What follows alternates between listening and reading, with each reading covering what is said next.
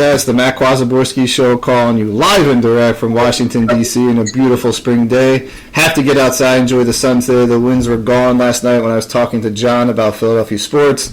The weather is much, much better, but I have a very, very special podcast today. I'm super excited to have a guest, and this is going to go back to the Central and Eastern European region, talk about Ukraine, but also talk about one country in particular that I mentioned in last week's podcast, that is Moldova.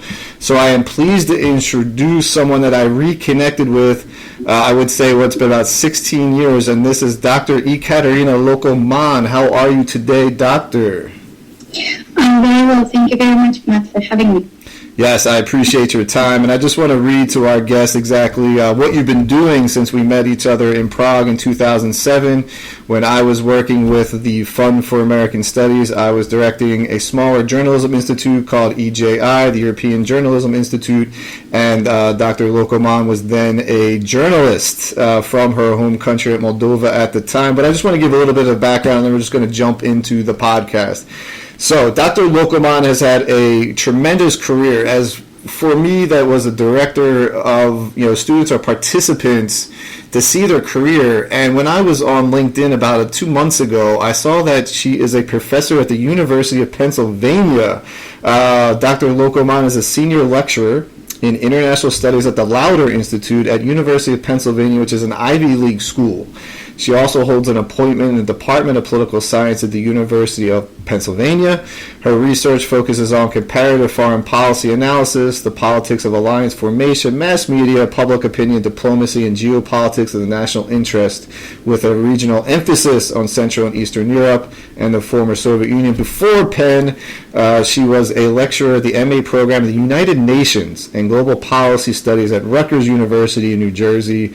She had previously worked in Prague for Radio Free Europe, Radio Liberty, where she covered a wide array of issues including migration, human trafficking, taxation, and foreign policy. And wow, what a career that you have done since we saw each other last time in Prague in 2007. Congratulations on such a meteoric rise in the academia world. Thank you very much, Matt. Just to give a little bit of a background to Dr. Lokoman will speak about her home country of Moldova. I had been to Moldova several times as I was living in Prague, and when you say you go to a former Soviet country at the time, it definitely has that sort of brutal architecture there, but also some very beautiful areas of the old town before the Soviets had taken over. And just to give you a geographic location, Moldova kind of sits it's an independent country on the eastern edge of larger Romania. When I think about Moldova on the map, I think of New Jersey. When I think of in the United States, it kind of has like that. It's on the sort of the sea or the ocean there, and still connected to the larger part of the United States. But Moldova is sort of like, I always just compare it maybe in size to like New Jersey for Americans that are out there listening. It is unfortunately one of the poorer countries of Europe, and was highly affected by Chernobyl. When I went to Chisinau first time in 2006, some of the former students took me to the National Museum and saw some of the effects on the animals of Moldova from Chernobyl, but we can talk about that another time. So Moldova was annexed by the Soviets at the end of World War II in 1945. Much like when the Soviet Union collapsed, Moldova was one of the countries that declared its independence. It also had a war between the Russian separatists to the eastern part of Moldova in an area called Transnistria.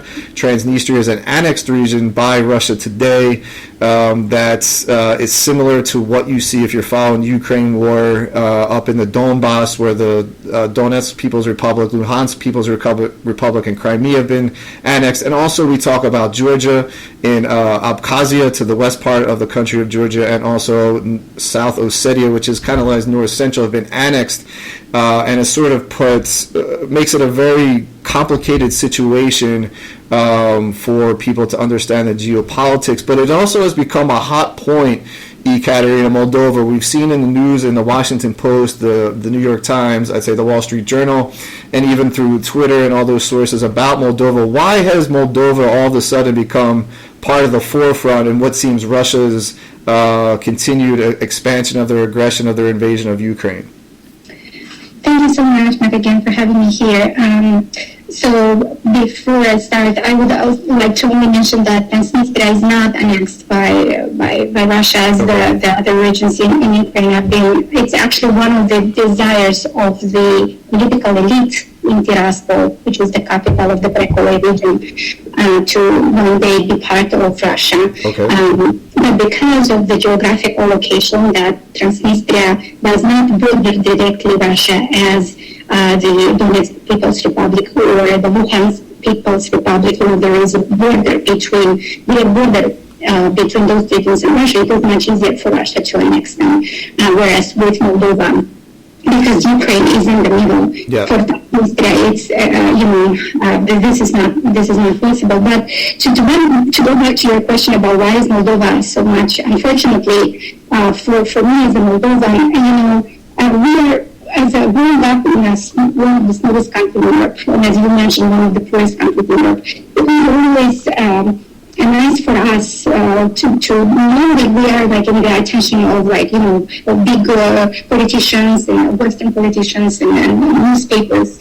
But these days, the fact that we are in the news for sadder reasons, it's not always as exciting as we would like it to be. But basically, Moldova being, like we mentioned, one of the poorest in Europe, and bordering Ukraine, which is facing the invasion right now, it is facing a lot of challenges, and I would like to mention a few. First, security and economic challenges, right? Okay. So security challenges because of the direct threat that the Russian invasion of Ukraine is having in Moldova. There are many reports right now that Russia is trying to destabilize their government. Mm-hmm. We have pro-Western government in Moldova today, right? We have Maya Sandu was elected as Moldova's president in 2020. Yes.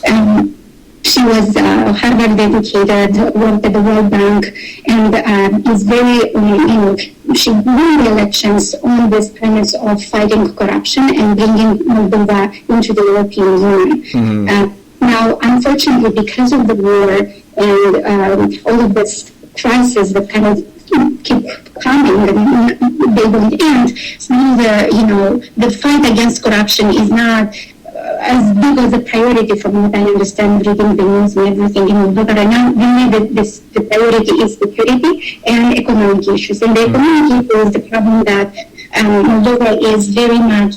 Moldova's energy self-sufficiency, unfortunately, is one of the lowest in the world, right? So it is relying on gas supply from Russia and relying on energy supply from Kuchurgan, which is a city in Transnistria, right? So then the fact that we are so much reliant on the Russian gas, it is much easier for the elites in the Kremlin to kind of use these levers to influence politics back home, right? So we have in fall 2022, Gazprom cut the gas supply to Moldova by about 40-60%, some people say, right? Okay. Because of this, the price for natural gas increased 7 times, price for electricity increased 4 times, and the inflation rate is about 30% high, right? So there is a lot of fear in Moldova that this kind of economic issues. So about 70% of people's income goes on utilities. 70%. Yes, I would say Moldovans were kind of lucky this year because the winter was not as harsh as it usually is in that part of the world. Sure. But still, all of these kind of issues are piling up. And so the fear that Moldova might be next. Right. This would not be the direct invasion like it did in Ukraine, but the change of government with the having I think the news that I'm reading right now is there are reports, and Volodymyr Zelensky, Ukraine's president, said it directly in a summit in Brussels that Ukraine's intelligence services found out that the Russian elites are kind of preparing the plan to destabilize Moldova, to kind of strangle Moldova using word by word Zelensky's words, right? So. Right. We are trying to kind of put politicians that are more willing to follow Russia-friendly policies rather than take Moldova into the European Union, as Maya Sandu and her government are trying to do. Right. And then I want to also mention the final point that I will say here is that one of the biggest goals of Moldovan's politicians since we got our independence from the Soviet Union in 1991, was there is always a fight basically in Moldova as to whether Moldova should go east or whether Moldova should go. Right. This was part of my research in my doctoral dissertation. This is what I looked at, like why was there this divide so much? And politicians would, they would be like a zigzag. Sometimes we would have a government that would say that their goal was to move towards closer integration with Russia, and then other governments would come and say that there is going to be more integration with the European Union. For more than 25 years, Moldovans were trying to get together with the Ukrainians and Georgians approvals from the EU institutions to kind of get a credible commitment from the EU that Moldova would be able to one day join the EU. And all this time we kind of received a no answer. Mm-hmm. And that kind of changed when after Russia invaded Ukraine in June 2022, both Ukraine and Moldova received candidacy status from the EU. So I think Moldova is in the news because of all of this. It's very tiny, very small, but it is facing a lot of challenges and crises, I guess. This is how I would call it. Yeah, that was a very comprehensive and concise summary there, Doctor. I really do appreciate that. I just want to highlight some points. So first of all, Moldova right now has a government that is more pro-Western, pro-EU centric, led by President Maya Sandu, and she was elected in 2020, if that's correct. Yes. Okay, so I know for a fact that she replaced a president named Victor Dondon, if I'm pronouncing his name. Igor Dondon, yes. Igor Dondon. He was more of a pro-Russian sentiment towards, creating stronger relations with Russia at the time. Also, maybe even was he trying to reunite with Russia in a way? And why do you think there was such a change from Dondon to President Sandu? Because he was also in power in Moldova at the same time that Trump was in power here as president of the United States. So why was there that change to President Sandu, in your opinion? As political elites were fighting for what's the best path of development for Moldova, is it together with Russia or is it together with the West? Those fights at the elite level, they kind of trickle down towards the voters, right? So in every election that we had, for the presidential election or parliamentary election in Moldova since independence, the elections were always framed in terms of this orientation, this foreign policy orientation. Is it pro-EU or is it pro-Russia? Is it pro-Western or pro-Russia? We never had, unlike Ukraine, Moldovans really never discussed the question of joining NATO because we had Transnistria, this region, and so we kind of had it in the constitution that we are a neutral country, we are not seeking to join a military alliance. But economically, there was a big, important chunk of the population that really showed the development and the future of the country tied to the European Union, and with Romania, and another section of the population that had this still nostalgia, thinking about the Soviet Union and the Soviet times, that really wanted to continue economic cooperation with Russia. And for a period of time, politicians were kind of able to follow both directions, and I call this, and even political scientists call this multi-vector foreign policy, right? So they were kind of sitting in two boats. We had this most famous, in my research I call this a vacillator politician, was Vladimir Voronin. He was president of Moldova from 2001, I believe, until 2009. Okay. And so he was really able to, he said that, his goal was to, initially he came with the idea that he would bring Moldova into the Russia union with Belarus. That was his goal. But then when he got into power, he kind of saw that domestically there were pressure and challenges. He faced domestic challenges from the people. So then Dmitry Kozak, who in 2003, I believe, was working in the Kremlin, and he designed this plan of integrating Transnistria, the breakaway region, into Moldova. Sure. And Rome had to sign that, to sign that agreement. And basically, what in very simplistic way, what that agreement would have meant was that Transnistria would become, Moldova would basically be a federation, right? And Transnistria would have a say into Moldova's foreign policy orientation. And that was a plan that was preferred by the Kremlin. And until the last moment, Voronin was about to sign that agreement, so to give kind of Transnistria a say into Moldova's foreign policy orientation.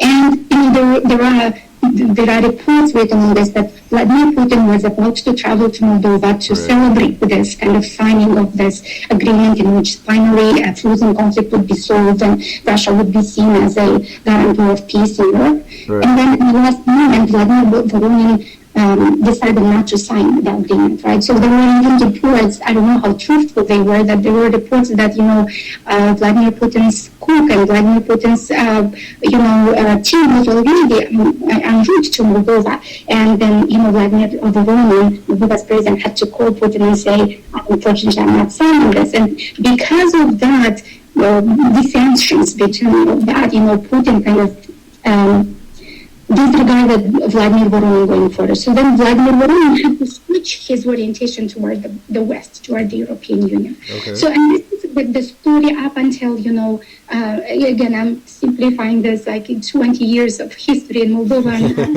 And I'm sorry to the listener for this, but kind of to make it a little bit shorter, the challenge is always for politicians to kind of maintain this promise that they in elections they come and they say that they are pro-Russia, but then when they come to power, they change their orientation. With Igor Dodon, the situation was different in the sense that he was kind of groomed by there were also reports in the news that he was groomed by the Kremlin to be the leader in Chisinau. And because, Moscow politicians are also politicians, the elites in Russia are also looking for, they want to make sure that the people who are elected in these post-Soviet states, they are friendly towards Russia. They are going to follow policies that would be,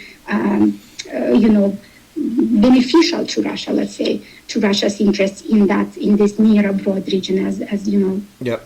Was being called. So when Igor Dodon was elected in 2016, I think he was elected, he came with this strong pro-Russia idea of, making sure that Moldova is integrating economically. But then again, it ran into the problem of, it was after Crimea was annexed by Russia, it was after the conflict in eastern Ukraine has started. So it was more of a, how should I call it? Like he would say that for his voters, right? It was more of an electoral strategy to maintain his voter base. But policy-wise, he wasn't really able to bring Moldova very close to Russia because Moldova had already signed the trade agreement with the European Union. We were trying to align our energy infrastructure with those from the European Union. So policy-wise, he wasn't really able to do that. And so when Maya Sandu, she really her campaign, as I said before, it was based on this idea of very strong pro-Western, pro-EU integration goals. And I think she managed, despite all of the crises that, Moldova has been facing. One of these campaign promises that she had of bringing Moldova into the European Union, she's the closest of all the politicians that Moldova had so far to do that. No other politicians managed to do this, but she did. And I think she's enjoying a lot of trust among Western leaders, which is only good for us. But, we don't know what, that entails from the Russian side. Right. No, that's an excellent summary. So I just want to go back to Sandu was elected with a Western mandate, a lot of support from the Moldovan people, and has been in power since 2020. This has rankled the Kremlin officials back in Moscow with her sort of positioning, wanting to get closer to the West, much like, your neighbor Ukraine. I forgot to say that Moldova also borders Ukraine to the southwest, south central part of Ukraine. And Odessa is a very close, which to me is the jewel prize of Ukraine. What Russia really wants to take over is if they can control those Odessa ports and annex them, that would be their a jewel there. But going back to Moldova, but there, you brought up an interesting quote, and you quoted that 70% of people's salaries are going now towards electricity and natural gas. Do you have any idea? I know you've been out of Moldova for a few years now, but what that percentage was before this, the Russian invasion, as they sort of began using energy as a weapon? And they always have, but the West is now waking up to how Russia uses that as a weapon. Do you know what that percentage was before that? And what has been sort of the response from the whole population of Moldova to this increase? So unfortunately, I do not know exactly how much people would have spent before this crisis on electricity and gas. But it's nowhere near 70%. I mean, that's a crazy amount. 70%, which is a lot. Again, of course, there is most of the people don't have very high salaries, right? So Moldova is basically mostly a rural country. So I think people who live in the city and who rely very much on gas to heat their houses, they are really, really hit hard. People who live in the rural areas are also hit because of, they need to pay for electricity and all of that. But a lot of people, I don't know, fortunately or unfortunately, are still have wooden stoves. Mm-hmm. And so people like in the countryside, they are still using wood to kind of heat their houses. So, but I think the main problem and with the inflation and everything, and again, this idea of this sense and this feeling when I talk to, friends and family back home, is this idea of insecurity and uncertainty, that you don't know what's going to happen, right? So I had friends who told me that they have cash, they took cash from the bank just in case, something happens, they can run, right? They have their suitcases ready. So you kind of get this idea of this uncertainty and this insecurity. And of course, people are afraid. So then there are, and they are feeling how they're, maybe they were able to buy certain things before the crisis, before the war in Ukraine, and now they are unable to do that. Yeah. And so some politicians, pro-Russia factions in Moldova's politics, and you mentioned Ilan Shor, whose party has 6 seats in the current parliament, right? So a little bit of background on Ilan Shor. He's a politician who was born in Israel, but has businesses in Moldova, and he is being investigated on corruption charges of stealing about $1 billion from, I believe, 3 Moldovan banks. Right? He's part of that. Okay. He has, he was a former mayor of Orhei, which is one city, about maybe 40, I don't know how many miles away from. 25 miles roughly. Yeah, 25 miles away from the city, from capital city. And so he is managing to kind of use this, unhappy, this uncertainty and this, the way in which people feel afraid, their insecurities. He uses these insecurities to kind of bring them into the city and stage protests against the government to make sure to kind of blame Sandu and her government for the situation in which their lives are. Right. So, and there are again reports that these protesters are being paid, that they are being bussed. Now, I don't know whether all of them are being paid. Maybe some of them are genuinely indeed, protesting against because, they are facing financial difficulties. But then again, I think it's how strategically they are using these protests to kind of show that the government is not doing its job properly and that people are poorer than they were before Maya Sandu came to power. So this, is it Milan Shore? Because I see in the papers here that's the Shore Party, and I see this blonde Moldovan woman that seems to be like the head of the party itself. But then is there a person named Milan Shore behind her? Mariana, so I'm not sure. I think Marianne, okay. I thought you said Milan, that's my mistake. Okay, so Marianne Shore, this blonde woman. Ilan Shor, it's Ilan. Ilan Shor, he is the leader of the party, but the lady's name, she I think is the head of the parliamentary faction in parliament. And even though she's also being investigated for some corruption charges, she's kind of the one that she's the face of the protest because Ilan is not in the country, but she is. Her last name is. That's fine. I'm not sure about her last name. It's. Yeah, I know that we only have you for about a couple more minutes, so I'm just trying to summarize real quick. So what you're saying is that the Shore Party will bus in, let's say, people from the rural areas of all ages coming to Chisinau, and they will protest, in which they were basically trying to create a movement. Were they just trying to protest, or were they seeking government change to relieve Sandu of her power? So this is a very good question. There are, again, the reports that I am reading, there is this idea that again, the Kremlin is behind a plan to destabilize Moldova. This civil protests are being organized in the city center, and then there were reports that prepared people, sports people, like people from more like military background, would be infiltrating among protesters, and that these people, prepared, I don't know, they would kind of take hostages as the government buildings, and then a coup would be organized, and then the government would kind of have to fall, and then the hope is that a new government with more pro-Russia would be called into power. And again, the Moldovan media is reporting that there were reports that people were being trained in Turkey for this kind of protests. There were again reports in February that football fans from Serbia and boxers from Montenegro were not being allowed to enter the country because of these plans.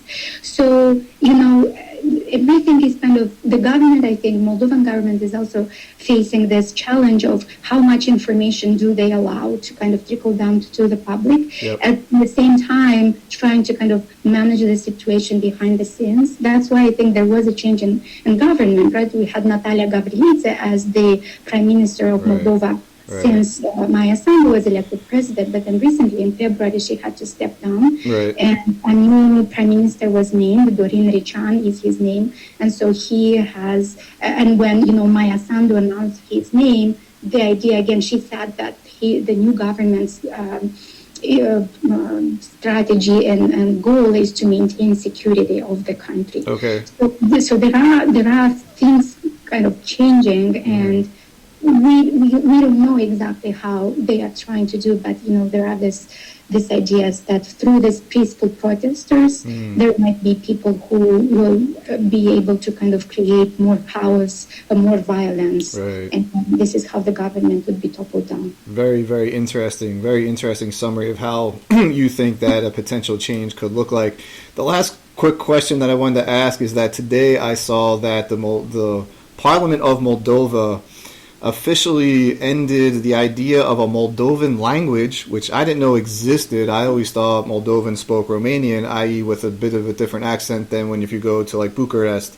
What is the significance, and why is this real quickly controversial within the country of Moldova if the Moldovan language technically didn't exist? This is a very good question, and it's a question that has, again, we grappled Moldova society since we gained our independence. Just as a historical background, up until 1812, I believe, Moldova, as we see it today, was part of Moldova, which was now is part of Romania, right? So ethnically, Moldovans are Romanians.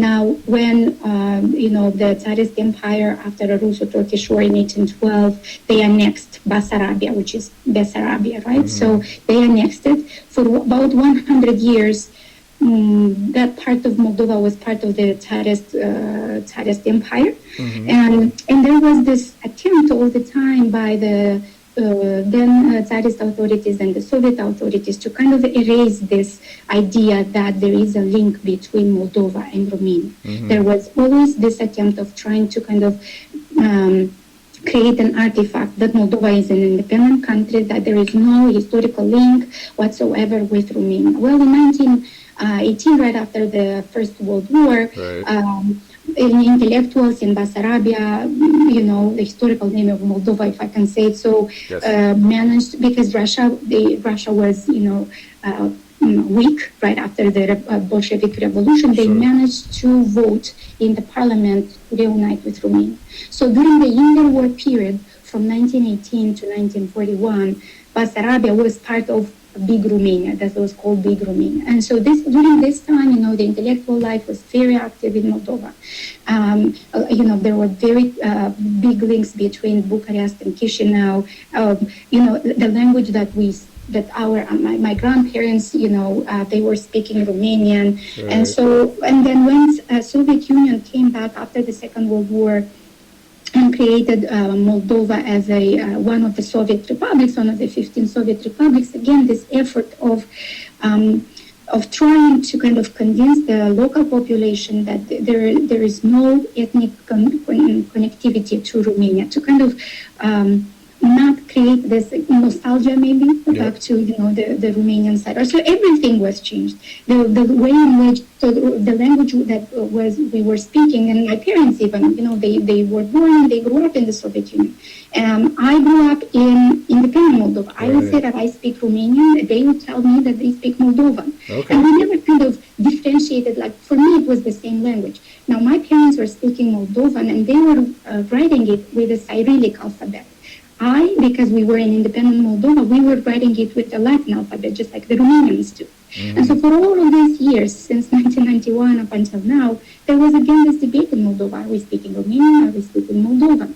And the politicians, because again, there was this very difficult debate at the society level as to who we really are, they couldn't really grapple with this. And some politicians were very strategic. They didn't want to lose voters. So then they kind of decided that, okay, we won't call it Romanian, we won't call it Moldovan, we will just call it the official language. And many, kind of legislation, it was just be called the law would be, in the official language of the state, but politicians and the elite would be afraid to say whether it was Romanian or Moldovan, because they knew that it would automatically start like a debate and they would get into fire. Up until, I think, the PAS, the party of Maya Sandu came to power. But I think the first time it was in 2013 when the Constitutional Court, for the first time since 1991, kind of decided that the Declaration of Independence of Moldova, which was adopted before the Constitution of Moldova was adopted, kind of stated that the official language of Moldova is Romanian. And so in 2013, this Constitutional Court decided and ruled that the Declaration of Independence is above the Constitution. Whereas in the Constitution of Moldova, it says that the language that we speak is Moldovan. So I think the Maya Sandu's party is kind of trying to do, I would say, historical right to the language that we speak, because it is the same language. There is no absolutely difference between the language that Moldovans speak versus the language that Romanians speak. Again, during Soviet time, the only difference was that we were writing it with Cyrillic alphabet. After 1991, we were all writing it with a Latin alphabet. So all of the intellectuals, for all of the teachers in schools, we would always call it Romanian language. So the school curricula was always around Romanian, but in public discourse, in official legislation, it was always either called Moldovan or the official state language. So I am biased, of course, but I think that this is a historical right that was finally done to the Moldovan language. But I think that just to comment a little bit quickly on your idea of why is this so controversial. And again, I think it is controversial because for the political parties that want to follow a strong pro-Russia path, this is kind of against their desire, right? Because then one important idea about their ideology, their narrative is broken. because if we say that we speak Romanian, then automatically we assume that we have kind of some historical link, ethnic links to Romania, and that our place is in the European Union rather than closer with Russia. So that's why I think it's very controversial, and it's been controversial in domestic politics. Yes, yes. Dr. Lokoman, you said that you had a bit of a stop, and I think we're at that time for your portion of the show. I really do appreciate you coming on and giving a fantastic summary about what's happening in Moldova, why it's important, and what's happening on the ground, both with the protests, the pro-Russian protests, as well as this language law, which is fascinating to us as Americans, like why these are important topics. So I just want to thank you so much for your time, and I hope that we can do this again if you enjoyed your time with us. If not, that's fine as well. Thank you so much. I really enjoyed my time, and I'm happy to come to the show whenever you ask me again. Thank you. Great. And if you could push this out to your students at Penn, that would really help me as well, trying to get the podcast off. But I'll send you the link afterwards when we're done recording. Okay, have a wonderful day. Mulțumesc. Okay, have a great day. Bye-bye, Dr. Lokoman. Bye-bye. Yeah, we just wonderful to have University of Pennsylvania Professor Dr. Ekaterina Lokoman, who has a meteoric rise in the academic world. I first met her in 2007 when she was working as a journalist in Moldova. She worked for Radio Free Europe, Radio Liberty in Prague after that, then went on to get her PhD at Rutgers, where she also worked at the UN.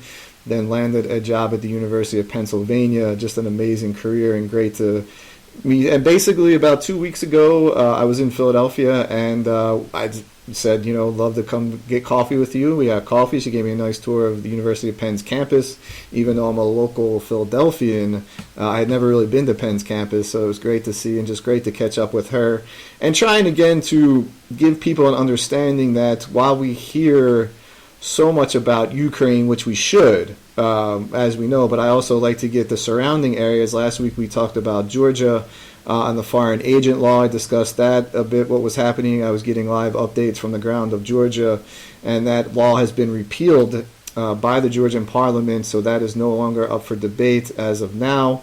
We'll see how that goes moving forward, but I think also the country of Moldova, which has a more pro-Western government as of now, and they are facing major pressures from a pro-Russian party called the Shore Party, who are basically rounding up people from rural areas, and these people tend to be a bit older, that kind of grew up in the Soviet Union when Moldova was part of the Soviet Union or annexed by the Soviet Union, occupied for so many years. And the energy prices, Dr. Lokoman says 70%, the energy prices have risen 70%.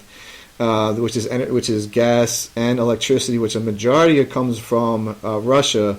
And one part that I wanted to point out is that the electricity grid, or the supply of electricity, comes from Transnistria, which is this breakaway region that has pro-Russian sentiments that just kind of sits on the border. So as I described Moldova as the state of New Jersey, if you take just a sliver of like the beaches, right? If you just divide New Jersey, not in half, but kind of like maybe 20% along the coast, that would be a breakaway region, and all of that small area would control all the electricity going to the state of New Jersey, which is kind of crazy when you think about it. The idea is that if the pro-Russian party was able to topple the Western government through a coup d'etat, that apparently the price that Russia would give that pro-Russian, the hypothetically pro-Russian government, better energy prices, but it's more and more complicated than it really is there. But it's another country where Russia has its eyes on. If you are a follower of, even if you were not a follower of what was happening in Ukraine until last year around this time, Russia's goals, we all understood that their goal wasn't just Ukraine. They were going to make Ukraine, and they were not going to stop there, and they're not. There's a pro-Russian party in parliament in Georgia. And now you have these pro-Russian pushes in Moldova. Belarus has been pretty much capitalized by the Lukashenko government to kind of recreate the western part of recreate a sense of a Russian empire, not the Soviet Union, but geographically studying it would be more of the Soviet Union minus the Baltics. It's very, very important right there. And Moldova is a part of, continentally connected as well to Romania, a NATO country. So if you think about the United States, again, if you look at Moldova as being New Jersey, Romania would be like Pennsylvania, Ohio, West Virginia, Maryland to the south, New York State to the upper north. And that's what you're kind of looking at right now, to have something that would be a pro-Russian state right on the borders and control of the seas of the parts of the Atlantic Ocean. That's what we're kind of looking at right now, why it's important to the people. And the language part was also very interesting. Dr. Lokoman said that Moldovan language, while it doesn't historically existed, it was the Romanian language that was being Russified. Why there is such pushback against eliminating this Moldovan language, because it's in the eyes of pro-Soviet or pro-Russian supporters in Moldova, is kind of erasing their part of their history, which is untrue. But you also hear about this in the eastern part of Ukraine, even in the beginning of the war of 2014, when the Russians first invaded in this part. They were supposed to protect the Russian people, the Russian-speaking people of the East, and that did not come to fruition.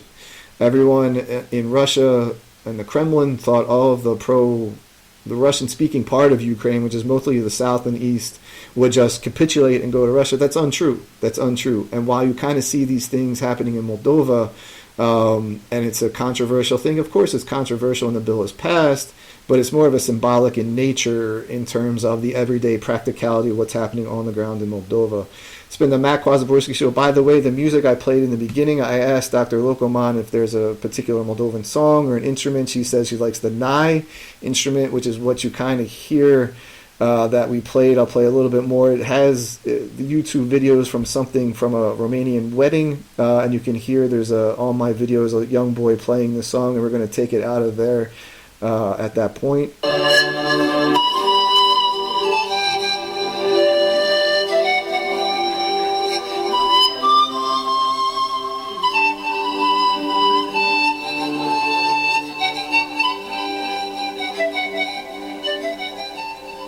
And just a beautiful, beautiful choice by Dr. Lokoman to ask for that to be played. It's been the Matt Kwasiborski Show. Going to end it right here. Remember, I want to thank, first of all the loyal listeners out there, Al Gore for inventing the internet, and for asking for Dr. Lokoman to come on, Ekaterina Lokoman to come on and to discuss the situation in Moldova. Hopefully next time we get her for a bit longer to sort of talk about some more points in detail. Remember to inspire the inspiration. Do not wait for the inspiration to inspire you. Have a wonderful day, everybody.